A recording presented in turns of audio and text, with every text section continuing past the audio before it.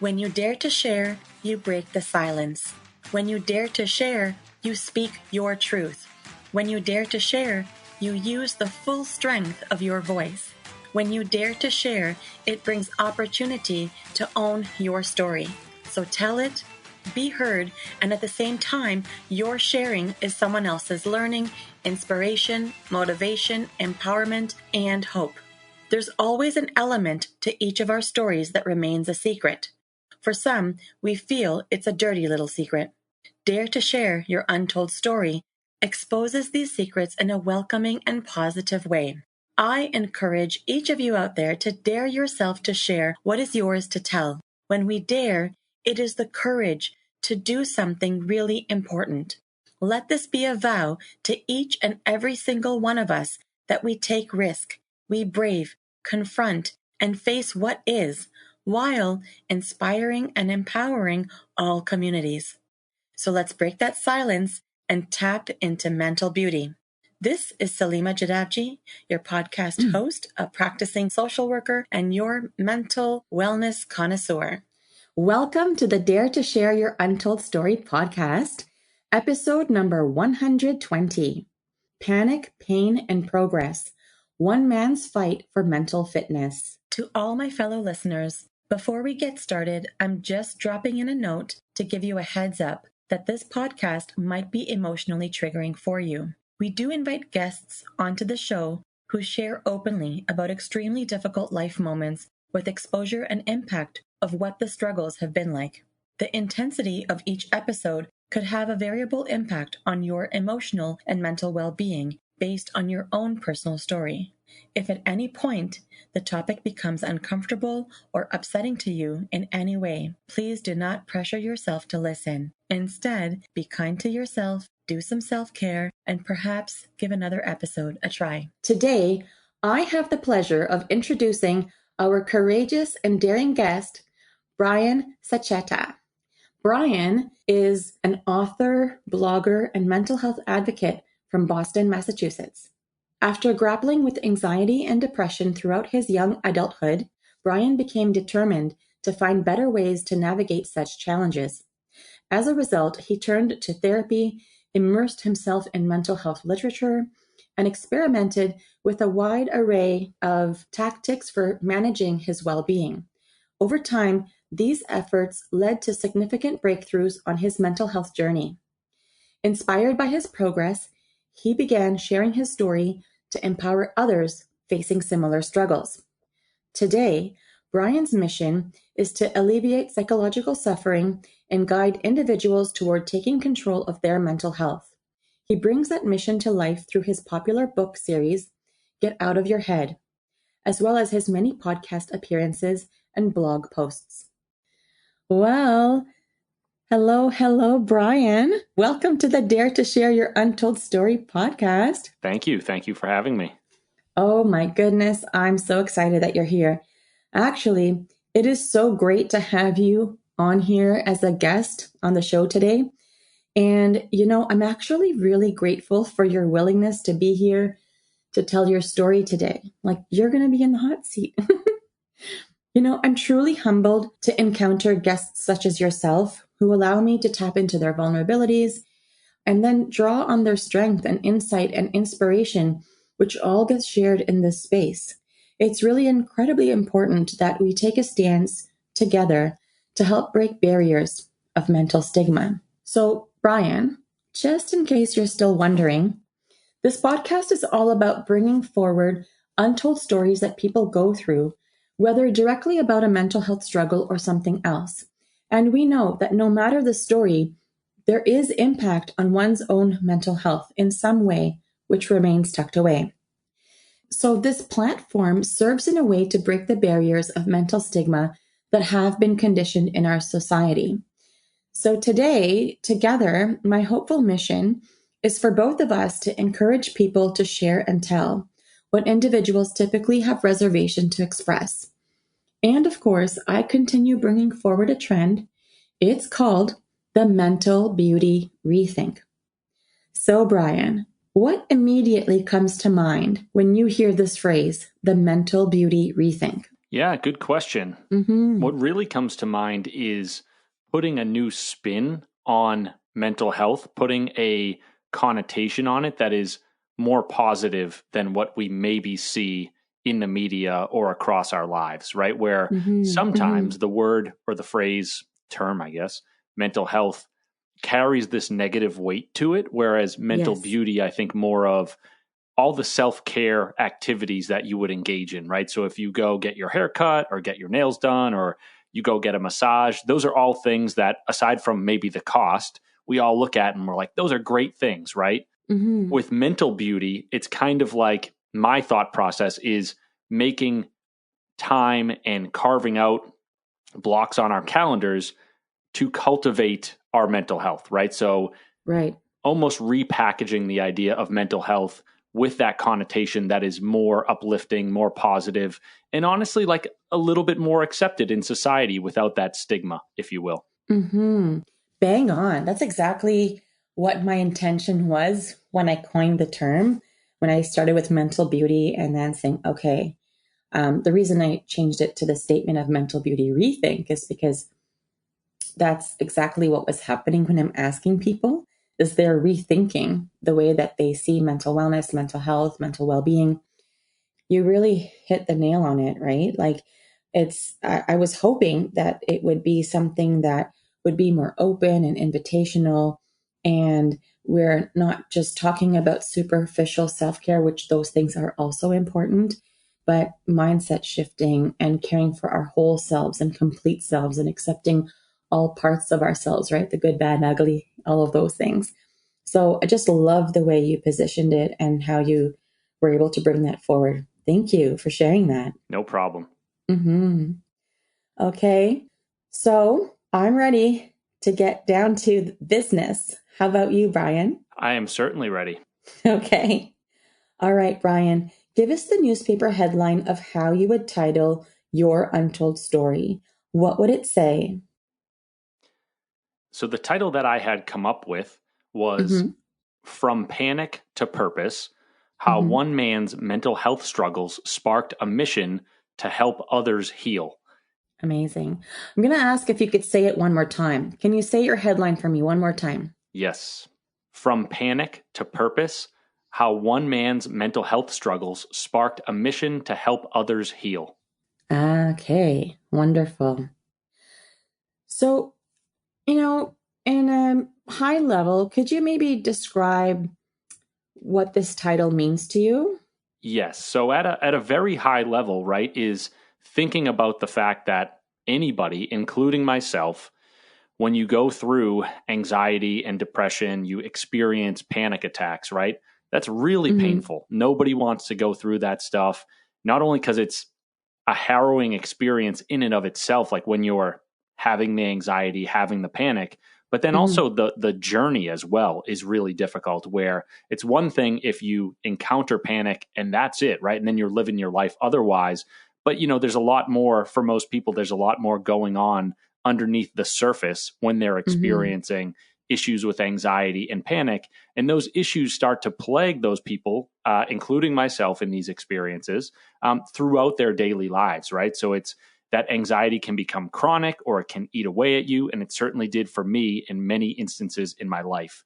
After having gone through these struggles and coming to the point of understanding what it's like for other folks, that I could be that person or a person that could Mm-hmm. see eye to eye with them and then also provide, some of those insights, some of that support that, to be honest, like I wish that I had more of along the way. Amazing. Well, thank you for sharing that with us. So let's proceed, and perhaps you can tell us what your untold story is all about. If you can give us a snapshot of the who, the what, the when, the where, and the main themes that were showing up for you. I'm really curious.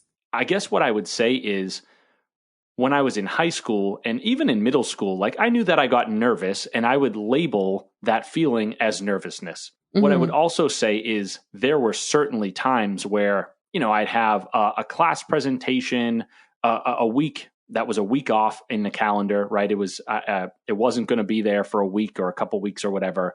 I had a track meet or a sporting event, a basketball game that I got nervous about far in advance of it actually being in my life.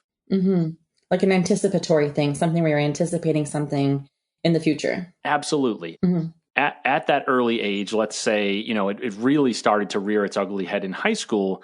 I remember thinking to myself, like, do other people go through this? I know that I'm nervous, but it seems a bit absurd to be nervous about a track meet that's a week away. That just seems like too much. And so feeling that anxiety, right, it really started to claw away at me. And I guess, one of the positives of that was eventually that track meet would come and go. That class presentation would come and go. And there is something of a relief there, right? Right. But there is also always another track meet or something similar to it. Right. So it's like that relief until the next time. Exactly. Almost like riding the waves, if you will. It crests and it falls and crests and falls. Mm-hmm. So I didn't know it exactly. Like I couldn't totally put my finger on this thing being anxiety, me necessarily needing to figure it out right away. But the seeds were planted, if you will, where I knew that nervousness is what I called it. That was affecting me at a fairly early age, 14 or 15 years old. When I was a senior in high school, I wanted to start dating and pursue not necessarily every person I had my eye on, but you find people that you're like, hey, I'm interested in this girl or this woman or whatever, right? And I wanted to start dating and just explore, my romantic interest, that kind of thing. So I started, what I would say is like seeing a girl that was in one of my classes or one of my classmates. It wasn't really a relationship. We weren't officially dating. We just went on some dates. And there was, it was either the third or fourth date. It was, essentially the last one where I was really nervous about it. I had been trying to hang out with her or date her for, I don't know, a month or two at that point. And things seemed like they were going decently well for the first couple dates. And then things started to drop off, right? And as somebody who's younger and doesn't have as much experience in the relationship department, that heightened my anxiety, or what I called my nervousness at the time. Right. And so I just tried to stay calm as best I could and be like, hey, let's see where this goes. Let's not overreact. Maybe she texts us out of the blue one day or whatever, right? Don't be too needy. Don't do anything that seems rash or anything like that. Fast forward, I don't know, another week or two, she eventually texts me back and is like, hey, sure, like I'd like to go out with you again. What are the plans? And so we make plans to go out again. This is either the third or the fourth time. But at this point, I had built up so much nervousness or anxiety around this relationship that it was kind of hard for me to just carry on as normal. So we get to that date. I am very nervous. And one of the reasons for that was it just kind of, in that period of what I guess I would call a little bit of silence or, possibly like ambivalence on her part. I'm thinking to myself, worst case scenarios, right? She's dating somebody else. She's not interested. She's going to break up with me or tell me off, that kind of thing. So I'm on the date and I'm thinking about all those scenarios playing out in my head. And, lo and behold, when you think about those things, they make you nervous, right? So I'm on that date. We had gone out to dinner. Then we went back to my parents' house and we were watching a movie. And I start kind of getting in this headspace of thinking about the fact that, I want to sort of broach the subject of what's going on between us. Where is this relationship going? And I just had this urge to be like, what's going on in this situation, in this relationship? I'd like to know. And so, a combination of the uncertainty and the nerves, I start thinking to myself, like, okay, like I got to ask her like what the deal is or whatever. Right.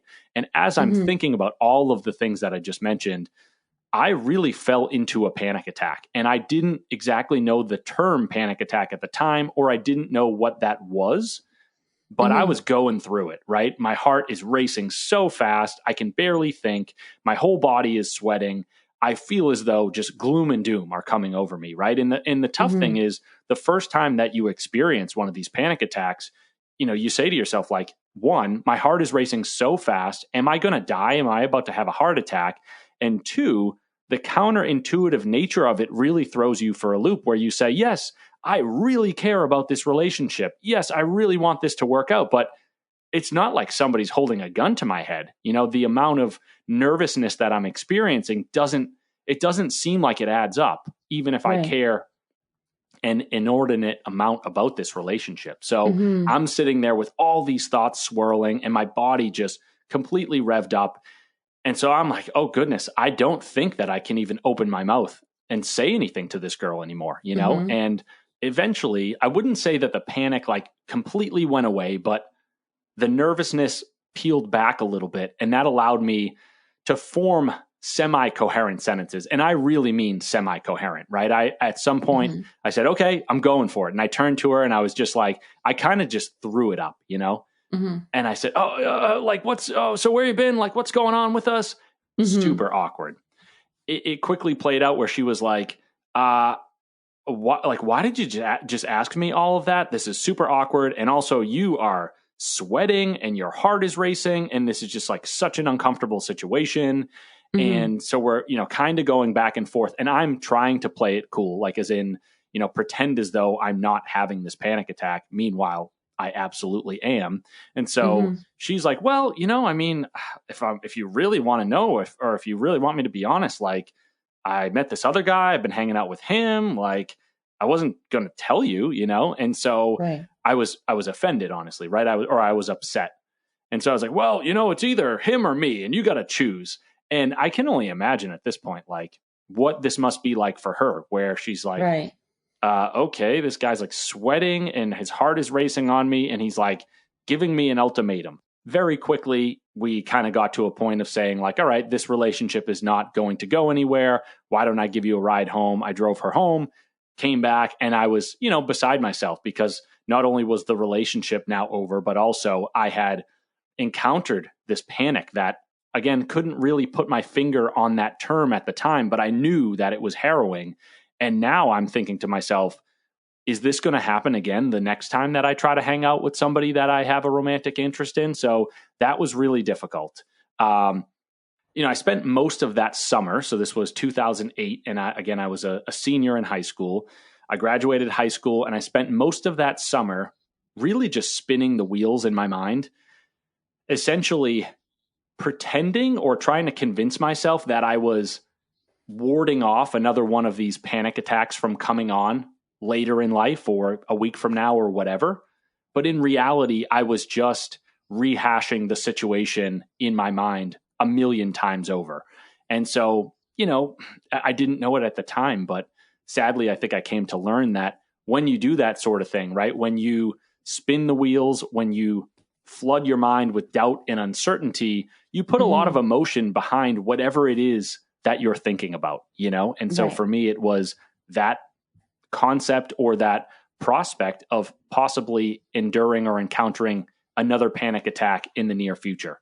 So I go off to college at the end of that summer, and I had thought a lot, right, about, okay, how am I going to get into a relationship if I find myself in another one of those situations where I'm really nervous or I like this girl a lot? Is my body, these were the terms that I kind of just put on them, is my body going to betray me again, right? Am I going to get so nervous that I can't speak? And it essentially becomes this self-fulfilling prophecy that, where the relationship is doomed as a product of the fact that I'm so nervous, I can't think, I can't talk, all that, right? So go off to college, I meet this girl that, I have an interest in. And then she texted me one night on a weekend, and very quickly she was like, hey, what are you doing? I'm going to come over.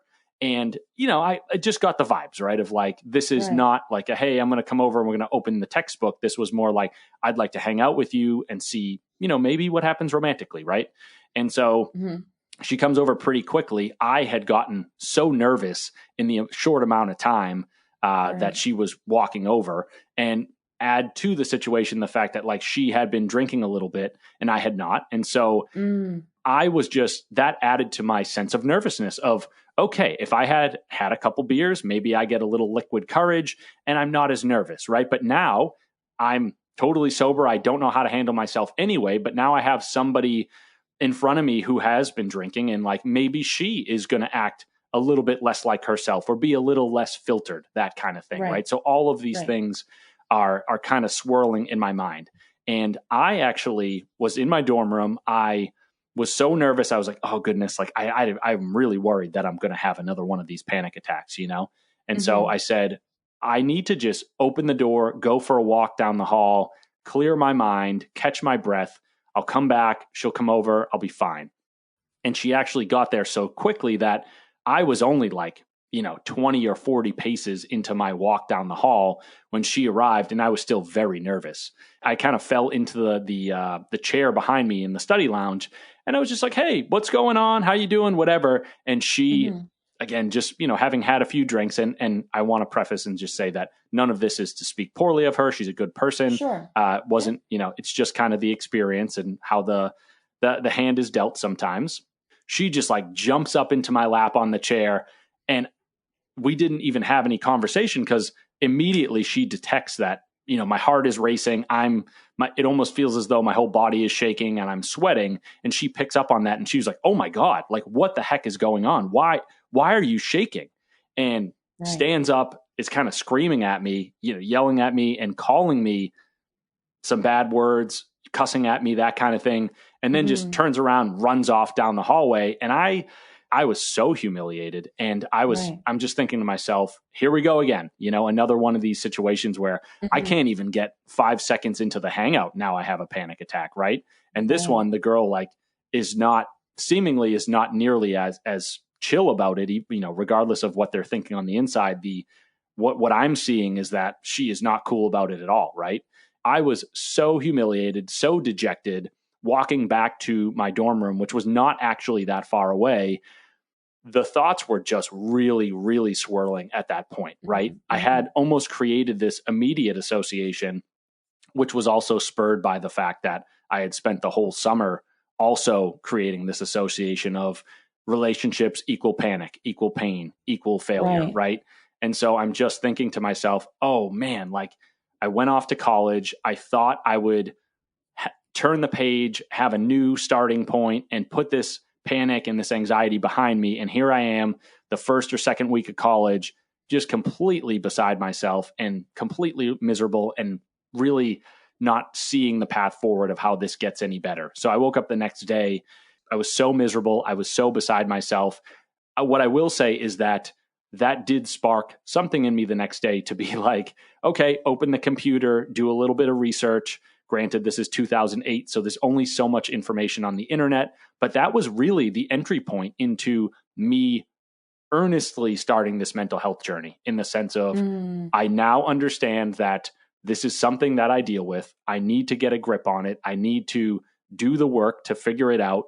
And it certainly took a long time, right? I essentially spent a decade reading a lot of different books, going to therapy, experimenting with different tactics that I had picked up across my studies, and just seeing what worked for me. And to keep, in the interest of keeping the story a little bit condensed, what I would say is I tried a lot of those tactics out, and I figured out like which ones worked for me and which ones didn't. And over time, those tactics kind of stacked up into small wins that allowed me to essentially put together like a playbook for myself for my mental health.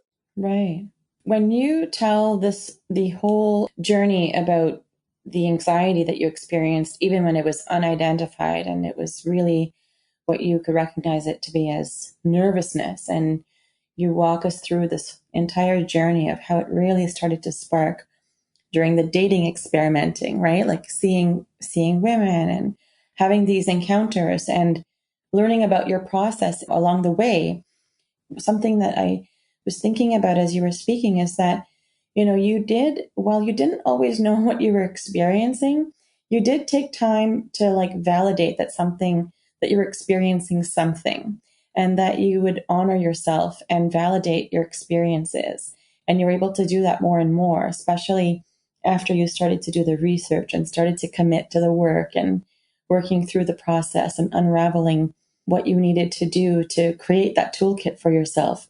So it's just really interesting for me to hear this whole process unfold. For sure. I appreciate, your take on it and the kind words of, the fact that I did bring what I would like to think is some like self-awareness or a critical eye to the situation. I'm also curious about, as you didn't know it to be anxiety at the time, you certainly did know it to be not so much comforting, right? Can you tell me more about the process of, the pain and the discomfort and all the nuances of what the nervousness and anxiety looked like in terms of, did it only come on when you had those interactions, or did it show up in other ways as well? Yeah, I would say that the anxiety was a social anxiety disorder or social anxiety. So did it happen in other interactions too? Like even if Yes. it wasn't with females or? I would say that, the females, that was a big piece, right? And especially where I got off on the wrong foot, so to speak, Right. that built upon itself. But I say social anxiety because I can think of many other instances where the same kind of pattern played out. So giving a class presentation, going to a job interview, it really revolved around things that were social, right? Where I'm interacting with somebody else, where I'm in a situation that I have deemed to be important. And I also, in some ways, see the other person in the interaction as somebody who is evaluating me, possibly critiquing me, judging me, right? So thinking about, okay, if I go and do something that makes me a little bit nervous, but I'm by myself, that's, for me, was less nerve-wracking. Whereas going to an interaction where I'm like, I have to have a tense conversation with the person across the table from me, that would scare me a lot. Right. You asked, what did that look like? What did that feel like? So I would say a sense of dread is a good way to put it, right? So as the example of, okay, I've got that basketball game next week. I would have a sense of dread that something bad would go wrong during the basketball game. I would get hurt, or I would do something really silly. I would, fall on the court and embarrass myself. My pants would fall down, whatever, right? Just stupid things that you don't want to have happen, especially when you're in front of a crowd, right? When the whole town is watching you, right? The eyes are on you. You don't want to slip up. You don't want to make a mistake. So I would have that sense of dread of like, oh goodness, I feel as though one of those things is going to occur. And then in addition to the dread, it would be symptoms such as butterflies in the stomach, right? Inability to focus on certain things. So if I was in class and my teacher was giving a lecture, it would be hard for me to focus on the lecture because my mind would be elsewhere, right? It would be on the track meet, thinking about, I have to exude myself. I have to run as fast as I can. What happens if I do super poorly? What happens if I strain a hamstring? What happens if I just look like a complete idiot? Brad, when people come to see me in the therapy space, individuals, they're typically in one of three places. Some people are getting started, meaning they just are in that place where they're ready to start that therapy process and unpack things that they've experienced, and they want to understand themselves better. Some people are perhaps acutely in the middle of something, or like in the thick of something, and they're trying to work through it. And some people are looking back, where they're aware of where they are in their life now, but want to unpack or unravel get some closure on some issues from the past so they can set their path forward in a positive note or with more clarity, with some more personal growth. Where would you say for yourself that you are in terms of the journey that you've shared? Would you say that you are just getting started, in the middle, or looking back? The stuff that we have talked about, I do feel like I have a pretty good sense of that. And I've sort of come to terms with it, where I wrote a book about a lot of those stories that I told, kind of had those cathartic moments of working through the emotions, making sense of them, being able to look back and also make sense of all the experiences that I went through. I think I'd kind of be at the third timeline, if you will. So, Brian, I wanted to, circle back to a couple of things before, when you were really starting to talk about whether or not you knew you had anxiety, but the nervousness was real. But you were able to describe that gloom and doom feel and the heart racing, asking yourself, is this it? Am I having a heart attack? Am I going to die? the sweating, all of those things, and combined with your racing thoughts and that sense of dread, clearly those were really big signs that your mental health in those moments were really being affected. Can you think of anything else in terms of how your mental health was affected and how you were managing it? Yes, I can think of one thing for sure. Mm-hmm, mm-hmm. A pattern started to develop, which, I would really say is more of like an OCD style pattern, which is, a flavor of anxiety, Mm-hmm. is almost a rumination. So Mm-hmm. I have one of those speeches, sporting events, job interviews, dates on the calendar. Mm-hmm. And when I see that on the calendar, when I would see that on the calendar, I would get really nervous and I would have negative, intrusive thoughts come into my mind. Right. And when I would get those negative, intrusive thoughts, I would say to myself, hey, I am going on a date with a girl that I like a week from now. And my mind is telling me that it's going to go poorly, that I'm going to have another panic attack in front of this new person. And I'm going to continue to be miserable because, once again, relationships equal pain and failure and panic. I'd have these intrusive thoughts, and my first reaction would be resist them, fight them, try to ward them off, right? And it took me a really, a decade, a solid decade, to realize that the more that you fight with these thoughts, the worse they become. They get stuck inside your mind, inside your body, and they lead to all sorts of other symptoms, right? When you're like, hey, I have the butterflies, my stomach is upset, it's pretty much a result of you continuing to spin the wheels in your mind and send these signals to your nervous system and to your amygdala that there is indeed a threat either in your immediate surroundings or, looming a week from now. Right.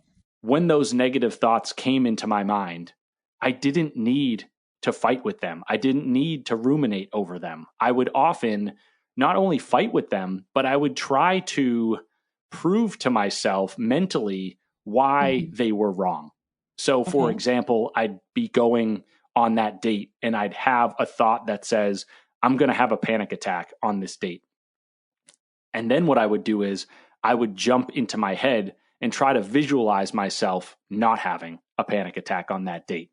And the real challenge with that is, although it seems well-intentioned, or it is well-intentioned, when you start thinking about things that scare you, you're probably going to generate more fear in your body. Spinning the wheels in your mind, doing that rumination, it feels like it's productive or it's leading somewhere good. And yet I had so many examples of how it never actually got me to where I wanted it to get me. I could see how much pain I had caused myself through my thinking over the years. And when you have all that evidence, it's a compelling story to say, look, something has to change because we've been running this pattern for many, many years now, and it has held us back in a lot of different ways. And so that was a big pattern for me, and that was a big unlock as to figuring out how my mind worked and some of the patterns I ran, the routines I ran, and how they affected me and my mental health in that negative fashion. Right. Okay. And so, Brian, if you could state 3 brief statements on what your key message is to the listeners of our show, what would your 3 statements be? So the first one that I want to say, it's a little bit higher level, is just a message of love and solidarity. We've talked at length about some of these struggles that I went through. There is a lot of pain involved for folks who endure this kind of thing. And, I wish that when I was younger, not that I had no voices like this in my ear. My mom was instrumental in helping me with the mental health stuff. But when you're in those dark places, you need as much companionship and love as you can get. And so for folks who are listening, I would say I send you a message of love, and I want you to know that I hear you. I know to some degree what you're going through, the amount of pain that it causes and what that pain feels like. And I'm right there with you. That sense of solidarity of we're fighting that same fight. I wish nothing but the best for you. And I hope that whoever is listening, understands that things can change. They probably will. They probably will get better. It might just take some time. So that's number one. Okay. So my second message to the audience is to give yourself permission to let thoughts go. Understand that you don't need to analyze every thought. If a negative thought comes into your head, it doesn't mean anything bad about you. Even if you have a weird or twisted thought, it doesn't mean that you are a weird or twisted person. You can just let that thought go, act as though you are kind of listening to the radio. And when you have thoughts that come in on a certain station and you don't like them, or you don't like the music per se, you just go to the dial and you change the station, right? You start thinking about something else. The most important piece there is that understanding that you can turn the dial and you can not feel bad about doing so. And the third piece, which is very similar to that, is just the understanding that so much of our suffering comes from our thoughts alone. So a lot of the work that we need to do, not all of it, but a lot of the work that we need to do on the mental health front to heal is to figure out new ways of thinking better thoughts, of running better patterns in our minds, and just getting to the point, right, where we are not running those patterns and creating undue suffering for ourselves. It's a strong message.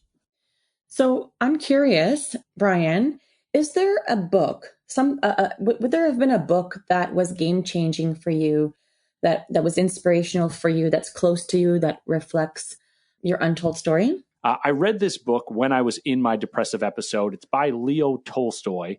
It's called A Confession. It's essentially his existential crisis that he went through, which felt very similar to mine, right? Of getting to this dark place in our minds, wondering what the meaning of life is, wondering why go on if, in some sense, you'll eventually die. Everybody else that you know is going to die. You can look out at the world and it can seem like a very dark, scary place. And the idea of just living at all can sometimes overwhelm you and seem super scary. His eventual conclusion was, asking yourself these big questions of what's the meaning of life? Why am I here? What's the point of all of it? He said, eventually you get to the point where you realize that you can't answer these questions. There really is no great answer. And so rather than trying to answer the questions, what you need to do is you need to get back to being connected to life, right? You need to find joy in everyday experiences, in simple moments. You need to try to squeeze juice out of life while you're still here. And I found that to be such a profound message during this time of darkness. All right. So if you could tell us who you're giving a shout out to today, who are we giving some credit to? One, it's funny because I don't actually know him, but when I was going through some anxiety struggles at the end of college, and honestly, there was a depressive episode in there as well. I went to a Tony Robbins seminar. Obviously, everybody has different opinions on him and his programs and all that. But for me at the time, that program was really helpful. It kind of re-sparked my energy, got me excited again. For me, that was a very fun seminar. I went with my brother, my mom, my sister-in-law. You're screaming at the top of your lungs. It's almost a little bit like a rock concert. I'm not telling everybody they have to go, but for me, that was an important thing, an event to attend. And it definitely set me on a little bit of a different path, that reconnected me to my own passions. Wonderful. Okay. So Brian, how can people connect with you if they would like to? How are you findable? Yeah. So everything related to get out of your head. So my website, the Instagram there, I've got a Facebook account or a Facebook page for that as well. I think the links will be in the show notes. Yeah, they certainly will. We've grabbed all that information. So if anybody wants to be able to connect with you once they get to episode 120, they will be able to find you and all your links. So that's wonderful. So, Brian, guess what? What's that? You just dared yourself to share. Congratulations. Thank you. I appreciate you giving me the stage. Oh, wonderful. And so, Brian, I would just like to take a moment to express my gratitude for your story that you shared in the space today. speaking openly about your journey through anxiety and the feeling of that nervousness and all that you've done to overcome the obstacles that came before you and how you brought yourself to walk the present path that you're on now. I'm grateful that I've been able to hear and witness your story today. So thank you for the deep conversation and for all the daring and sharing. Thank you for having me, Salima. And, I do it because I hope that somebody listens, hears the story, it sparks something in them and motivates them to change or to take some action, or at least find a little bit of hope, Wonderful. Absolutely. I certainly believe that it will be helpful for anyone who's tuned in and who's particularly struggling with anxiety or not even knowing that that's the label for it or the name for it. So once again, Brian, thank you for being part of Dare to Share Your Untold Story and helping to be a voice in breaking down the barriers of mental stigma. To all of our listeners, if you like what you've been hearing on this podcast and you want to be part of breaking down barriers of mental stigma, I invite you to go wherever you are listening to the episode and hit subscribe. Leave us a comment or a review of the episode and maybe how you relate to it. To learn more about what we offer, visit www.daretoheal.co. And if you are feeling ready and brave to share, please submit your story by visiting www.daretoshare.co. Thanks for joining in.